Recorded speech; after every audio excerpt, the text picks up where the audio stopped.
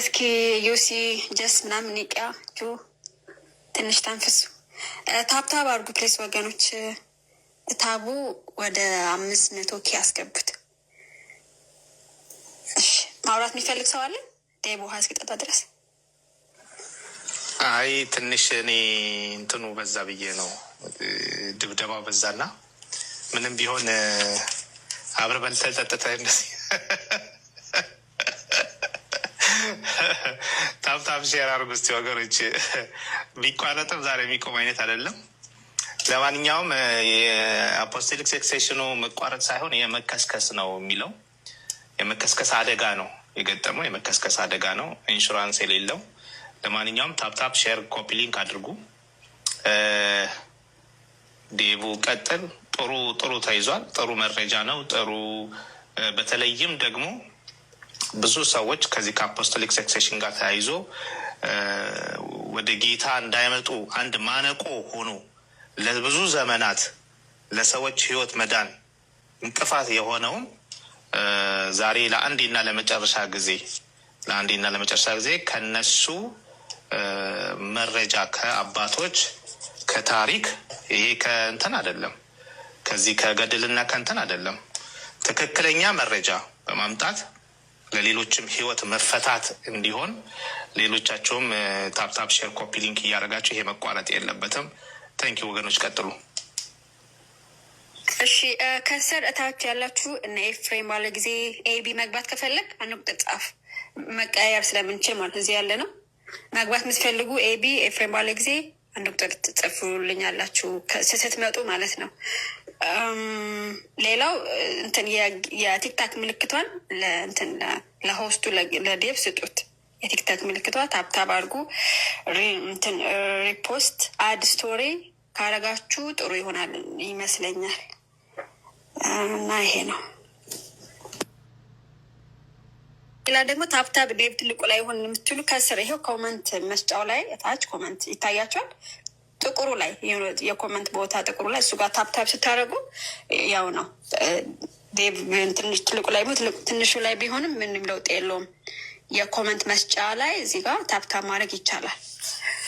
እሺ ዴቭ አሁን ቀጥል። እንትን ካልክ አሁን ጥሩ ነው ዴቭ። ያ አሁን ሰላም አለ። እኔ ስናገር ነው የሚጀመር። ኦኬ እንቀጥላለን። የትኛው ላይ ነን ወገኖች? ሁለተኛው መደብ ላይ ነው ያለ ነው። ሁለተኛው መደብ በሶስት መደብ ከፍዬ ነው ክሪቲሳይዝ እያደረግኩ ያለሁት የነጩን መንበር። ሁለተኛው መደብ ላይ ነን። ከሁለተኛው መደብ ደግሞ 3 ፖይንቶችን አቅርብ ያለው ክሪቲሳይዝ ያደረግኩበትን።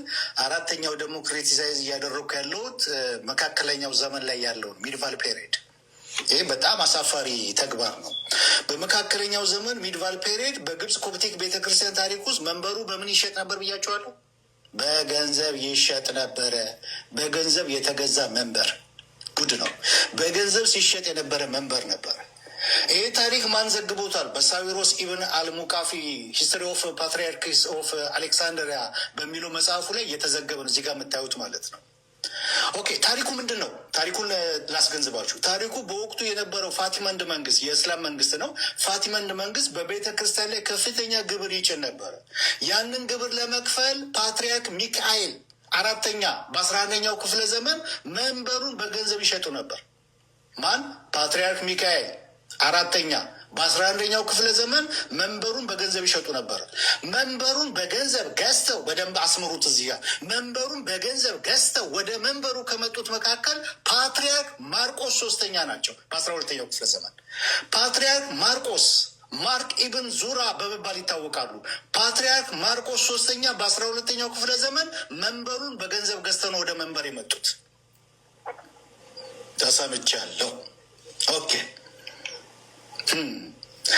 ጁሊያን ጆሴፍ ኦቨርቤክ የካቶሊክ ምሁር ነው። በኋላ ወደ ምስራቅ ኦርቶዶክስ እንትን ብሏል። ጁሊያን ጆሴፍ ኦቨርቤክ ካቶሊክ ኦርቶዶክሲ ኤንድ አንግሎ ካቶሊክ በተሰኘው መጽሐፉ ላይ ምን ይላል? በ1866 የታተመ ነው። If the chain is once broken, it is broken forever. No human power can repair the link which is gone ይላል። If the chain is once broken, it is broken forever. No human power can repair the link which is gone ይላል። ሰንሰለቱ አንዴ ከተበጠሰ ለዘላለም ተበጥሷል። የጠፋውን የሰንሰለቱን ቀለበት ሊጠግን የሚችል የሰው ኃይል የለም። ሰንሰለቱ ምን ብሏል እያልን ነው? ተበጥሷል። ሰንሰለቱ ተበጥሷል እያልን ነው። ኦኬ። አሁንም ኢትዮጵያ የመጀመሪያውን ፓትሪያርክ የራሷን ፓትሪያርክ ራሷን ችላ ከወጣችበት ጋር ከመግባታችን በፊት ኢትዮጵያ ማለት አሌክሳንድሪያ ለግብፅ የምትልካቸው ጳጳሶች ቅድም ያልኳቸው በአትናቴዎስ የመጀመሪያው አቡነ ሰላማ ከተሾሙበት ጊዜ ጀምሮ አቡነ ባስልዮስ የኢትዮጵያ ሊቀነ ጳጳስ ሆነው የመጀመሪያ ራሷን ችላ የራሷ ጳጳስ እስከሚኖራት ድረስ አሌክሳንድሪያ ለኢትዮጵያ የላከቻቸው ጳጳሳት ቁጥር 112 ናቸው። ይህንን ሀኒቾ ከፈለግሽ ያንን እንትኑን ማሳየት ያለሽ ቁጥሩን የሚያሳየውን 112 ጳጳሳት ወደ ኢትዮጵያ ተልከዋል። አቡነ ባስልዮስ እስከሚመጡበት ድረስ አሌክሳንድሪያ ለኢትዮጵያ 112 ጳጳሳትን ሾማለች ማለት ነው። ኢትዮጵያ ለመጀመሪያ ጊዜ የራሷ ጳጳስ ከተሾመላት ከአቡነ ባስልዮስ እስከ አቡነ ማቲያስ ማለት ነው። አቡነ ማቲያስ ናቸው አሁን ያሉት። ከስድስቱ ጳጳሳት የተወሰኑትን ደግሞ በኋላ እንመለከታለን ማለት ነው፣ በሶስተኛው መደብ ላይ ማለት ነው። የመጀመሪያው ግን ኢትዮጵያ ይሄ አሌክሳንድሪያ ለኢትዮጵያ ልትሾም የቻለችበት ምክንያት ይሄ ነገር ከ1600 ዓመት በላይ ሊቀጥል የቻለበት ምክንያት ምንድን ነው ብለን ስናል ሲዶ ናይሲያ ካነን ፎሪቱ ነው። ሲዶ በኋላ የተጨመረ ተብሎ የሚባል ነው። ሲዶ ናይሲያ ካነን ፎሪቱ ወይም በታሪክ የኒቅያ 80 ቀኖናት ተብሎ የሚታወቀው ላይ ምን ይላል? አንድ ህግ አለ። ኢትዮጵያ ከራሳቸው መካከል ጳጳስ እንዳይሾሙ ጳጳሳቸውንም ከግብፅ እስክንድሪያ እንዲቀበሉ የሚል ህግ ነበረ። በዚህ ህግ መሰረት ከ1600 ዓመት በላይ ኢትዮጵያ ጳጳስን የሚላክላት ነበር። የራሷ ጳጳስ እንድትሾም ህጉ አይፈቅድላት ነበረ። ኦኬ፣ በደንብ ስሙኝ። አሁን 112 ጳጳሳት ግብፅ ሾማለች ብያቸዋለሁ። አቡነ ባስልዮስ እስከሚሾሙበት ድረስ ከመጡት ጳጳሳት መካከል ሁላችሁ ሁለቱን ነው ማነሳው። ከመጡት ይሄ አይደለም፣ ይሄኛው ከመጡት ጳጳሳት መካከል አቡነ ጎርጎሪዎስ የኢትዮጵያ ቤተክርስቲያን ታሪክ በተባለው መጽሐፋቸው ከገጽ ይሄኛውን ደግሞ የአቡነ ጎርጎሪዎስን መልሹ። አቡነ ጎርጎሪዎስ የኢትዮጵያ ቤተክርስቲያን ታሪክ በተባለው መጽሐፋቸው ከገጽ 92 እስከ 93 እንደሚናገረው ሁለት ጳጳሶችን ሜንሽን ያደርጋሉ። አቡነ ሳይሮስ እና አባ አብዱል ሁለት ይገኛሉ። ግብፅ ወይም አሌክሳንድሪያ ለኢትዮጵያ ከሾሞቻቸው ጳጳሳት ውስጥ ሁለቱ ጳጳሶች እንመልከት። አቡነ ሳይሮስ እና አባ አብዱል የሚባሉትም ማለት ነው። አቡነ ሳይሮስ ከግብፅ እስልምና ምክር ቤት ጋር ስምምነት አድርገው የመጡ ናቸው። በክርስቲያን ምክር ቤት ጋር ከነሱ ጋር ስምምነት አድርገው የመጡ ሳይሆኑ ከግብፅ እስልምና ምክር ቤት ጋር ስምምነት አድርገው የመጡ በኢትዮጵያ ብዙ መስጊዶችን ያስገነቡ ናቸው። ብዙ መስጊዶችን ያስገነቡ ኋላ ሲታወቅባቸው እስር ቤት የገቡ ናቸው። ከዛ ደግሞ ቀጥሎ የመጡት አባ አብዱል የሚባሉ ናቸው። አብዱል ሙስሊም ጳጳስ ነው። ሙስሊም የሆነ ጳጳስ ነው። ሙስሊም የሆነ ጳጳስ መጥቶ በመንበሩ ላይ ተቀምጧል።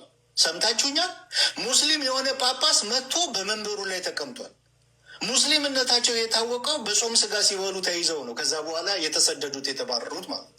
ስለዚህ አሁን ጥያቄያችን ምንድን ነው መሰላችሁ? ነጩ መንበሩ ላይ ማርቆሳውያን ብቻ ሳይሆኑ ሙስሊሞቹም ተቀምጠውበታል ነው የምንላችሁ።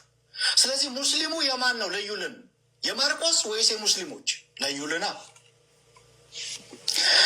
ሌላው ወደ ሶስተኛው መደብ በምገባበት ሰዓት ከስድስቱ ጳጳሳት ሶስተኛውና አራተኛውን ጳጳሳት ነው የምነካው።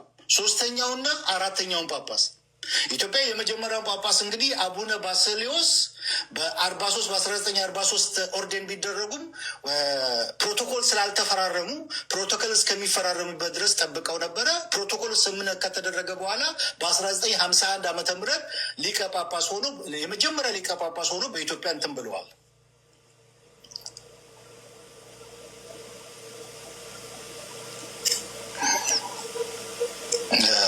እሺ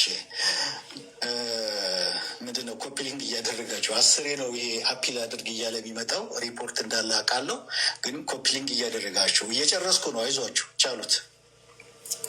እሺ ዴቭ ካቋረጥ ካይቀር እንትኑ ስክሪን ላይ ያላስገባሁት 2 ፔጅ ስለሆነ አይገባም ስክሪን ላይ፣ ለዛ ነው አይገባም። የሚፈልግ ካለ በውስጥ እንልካለን። ቀጥል ዴቭ። እሺ ሶስተኛው መደብ ላይ ገብቻለሁ። ሶስተኛው መደብ ምን ብያለሁ? ኢትዮጵያ ለመጀመሪያ ጊዜ የራሷ ጳጳስ አቡነ ባሰሌዎስ ሊቀ ጳጳስ ሆነው ፓትሪያርኩን ወንበር ከያዙበት ከ1951 ጀምሮ ማለት ነው ኦርዴን የተደረጉት የተሾሙት በ1943 ነው። ነገር ግን ምን ብያቸዋል? ፕሮቶኮል ስምምነት አልተደረገም ነበረ። ፕሮቶኮል ስምምነት እስከሚደረግበት ድረስ ጠብቀዋል። በ1951 ፕሮቶኮል ስምምነት ከተፈጸመ በኋላ የመጀመሪያው ሊቀ ጳጳስ ሆነዋል፣ ወንበሩን ይዘውታል ማለት ነው። ኦኬ ከአቡነ ባስሌዎስ ጀምሮ እስካሁኑ አቡነ ማትያስ ድረስ ስንት ጳጳሶች አሏት ኢትዮጵያ? የራሷ 6 ጳጳሶች። ከ6ቱ ጳጳሶች ሶስተኛውና አራተኛውን ጳጳሶች ነው የምነካው። ከ6ቱ ጳጳሶች ሶስተኛውን ጳጳስና አራተኛውን ጳጳስ። ኦኬ ሶስተኛው ጳጳስ ማን? አቡነ ተክለ ሃይማኖት። አራተኛው ጳጳስ አቡነ መርቆሪዎስ። ኦኬ አሁን ለምንድን ነው ዳዊት እነዚህን ጳጳሶች ለይተህ የምትነካቸው? ምክንያቱም መመሪያውን ያልጠበቀ ነው። ምክንያቱም ቅድም ስንዘረዝረው እየመጣንበት ያለውን ትክክለኛ ኦርዲኔሽን በምን ሲካሄድ እንደነበረ መመሪያዎችን፣ ትውፊቱን፣ የራሷን ካታኪዝም፣ ፍትሐ ነገስትን ያስቀምጥ ያን ሁሉ የጣሰ ነገር ተደርጓል። ምንድን ነው ሶስተኛውና አራተኛው ጳጳስ አቡነ ተክለ ሃይማኖት እና አቡነ መርቆሬዎስ በጳጳሶች ሳይሆን የተመረጡትና የተሾሙት ደርግን የሾማቸው። ሰምታችሁኛል? ደርግን የሾማቸው። ከዛ በፊት የነበሩ ጳጳስን ከገደለ በኋላ አቡነ ተክለ ሃይማኖትን ወደ ስልጣን ያመጣቸው እንዲመረጡ ያደረገው ማን ነው? ደርግ ነው። አቡነ መርቆሬዎስን ከዛ በኋላ አቡነ ተክለ ሃይማኖት ሲሞቱ አቡነ መርቆሬዎስን ወደ ስልጣን ያመጣው ማን ነው? ደርግ ነው። በማን የተሾሙ ናቸው? በደርግ የተሾሙ ናቸው። ሰምታችሁኛል? አቡነ ጎርጎሪዎስ የኢትዮጵያ የቤተ ክርስቲያን ታሪክ ገጽ 110 ላይ ታገኙታላችሁ። ይህንን በሰፊው ዘግበውታል ማለት ነው። ስለዚህ ጠቅለል ሳደርገው በደንብ ስሙኝ። ስለዚህ በመንበሩ ላይ ነጩ ዙፍ መንበሮች በደንብ ስሙኝ። በመንበሩ ላይ ማርቆሳውያን ብቻ ሳይሆኑ የደርግ ጳጳሶችም ተቀምጠውበታል ማለት ነው። ስለዚህ የማን መንበር እንበልላችሁ? ሰምታችሁኛል? የማን መንበር እንበልላችሁ? ጳጳሳት የሾሙበት መንበር እንበላችሁ ወይስ ጳጳስን ቀሳውስት የሾሙበት መንበር እንበልላችሁ? የማን መንበር እንበልላችሁ? ነጩ መንበር የአትናቴዎስ መንበር እንበልላችሁ ወይስ የአሪዮስ መንበር እንበልላችሁ? የማን መንበር እንበልላችሁ? ነጩ መንበር የማርቆስ መንበር እንበልላችሁ ወይስ በስኪዝም ምክንያት ስልጣነ ክህነቱ የተቋረጠበት መንበር እንበልላችሁ? የማን መንበር እንበልላችሁ? ነጩ መንበር የማርቆስ መንበር እንበልላችሁ ወይስ በገንዘብና በሙስና የተገዛ መንበር እንበልላችሁ? የማን መንበር እንበልላችሁ? ነጩ መንበር የማርቆስ መንበር እንበልላችሁ ወይስ የሙስሊሞች መንበር እንበልላችሁ? የማን መንበር እንበልላችሁ? ነጩ መንበር የማርቆስ መንበር እንበልላችሁ ወይስ የደርግ መንበር እንበልላችሁ? ውጥንቅጡ የወጣ መንበር አይደለም፣ ሊያስመካ አይደለም፣ ደረት ሊያስነፋ ሊያስደፋ አንገት ለሚያስደፋ መንበር ማለት ነው። እኔ በጣም ብዙ የሚጮህ በጣም ችግር ያለበት ነው። አረንጓዴው መንበር ሲጮህ አሰሙትም፣ ቀዩ መንበር ሲጮህ አሰሙትም፣ ሰማያዊው መንበር ሲጮህ አሰሙትም፣ ሐምራዊው መንበር እንደዚህ ሲያስጮህ አሰሙትም። እዚህ ጋር ግን ብዙ ጩኸት አለ። ምክንያቱም ችግር ያለበት መንበር ነው። ሲንስ ፍሮም ደ ቢጊኒንግ በ300 ዓመታት ከኒቅያ ጉባኤ በፊት ጀምሮ ችግር የነበረበት መንበር ነው። ስለዚህ የማን መንበር እንበልላችሁ? ከዚህ በኋላ እዚህ ቲክቶክ ላይ አፖስቶሊክ ሰሴሽን ትክክለኛ ሐዋርያዊ ቅብብሎች እኛንን ከኛ ወዲህ ላሳር አይሰራም። ምክንያቱም እናነሳለን እነዚህን ማለት ነው። እነዚህን የተሰበረውን ነገር በሙሉ የከሸፈውን ነገር በሙሉ እናነሳለን ማለት ነው። የማያኮራ የማያስመካ ሐዋርያዊ ሰንሰለት ነው ያላችሁ። በዚህ ምክንያት እኔ አሁን ለኦርቶዶክስ ምዕመን ነው ጥሪ ማቀርበው። በዚህ ምክንያት ማለት ብዙ ገድሎች በዚህ ቲክቶክ ላይ ተገልጠዋል። እነ ኤርሚያስ ከእሱ ጋር አብረው የሚሰሩት በጣም ገድሎችን ጉድ ገልጠዋል በዚህ ቲክቶክ ላይ። መቼም ኤርሚያስ የገድል ኤክስፐርት ነው አይደለም። ከፕሮቴስታንቱ እዚህ ቲክቶክ ላይ ከማያቸው ኦርቶዶክሳውያን የእሱን ያህል የገድል ኤክስፐርት የሆነ ሰው አላየውም። ብዙ ገድሎችን ጉዶችን ገልጧል።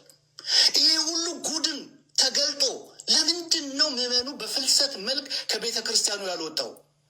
ከነገረ ድነት ጋር የሚገናኝ ገድል እያለ የሚያሳፍር ገድሎች እያሉ ለምንድን ነው ያልወጣው ሲባል በአንድ ገመድ አስረዋቸዋል። መዳን ከዚች ቤተ ክርስቲያን ውጭ የለም። ትክክለኛ ሐዋርያዊ ቅብብሎች ያለት የእኛ ብቻ ነት፣ ሌላው የለውም። በዚህ ገመድ ውሸት የተሰበረ መንበር፣ የከሸፈ መንበር፣ የተምታታ መንበር፣ በሙስና በገንዘብ የተሸጠ መንበር፣ በእስኪዝም ምክንያት ክህነቱ የተቋረጠ ምኑም ያለየ መንበር፣ የሚያሳፍር መንበር። ቀጥሎ ሌሎቻችሁ ሰገጃላችሁ።